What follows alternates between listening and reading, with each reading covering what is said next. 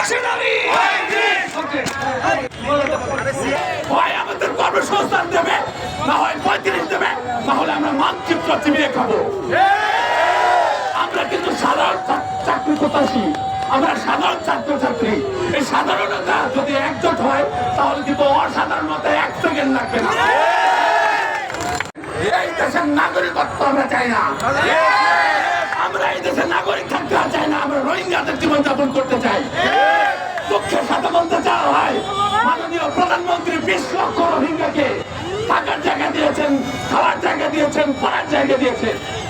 অথচ এই দেশের প্রায় 26 লক্ষ বেকার বছরের পর বছর পরে শুধুমাত্র চাকরিতে প্রবেশের বয়সীমা 30 থেকে বাড়িয়ে 35-এ দাবি করেছি।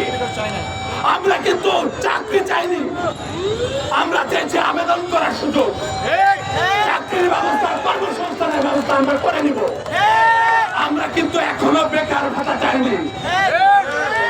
যেখানে রাষ্ট্রের উচিত ছিল একটা স্টুডেন্ট যখন অনার্স মাস্টার্স শেষ করে সে বেকার অবস্থায় থাকবে, তখন তার বেকার ভাতার ব্যবস্থা করা।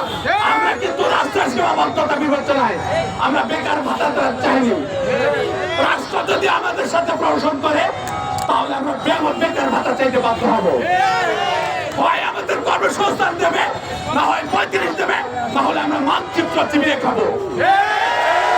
আমরা কিন্তু সাধারণ চাকরি প্রত্যাশী, আমরা সাধারণ ছাত্রছাত্রী। এই সাধারণতা যদি একজোট হয় তাহলে কিন্তু অসাধারণতা 1 সেকেন্ড লাগবে না।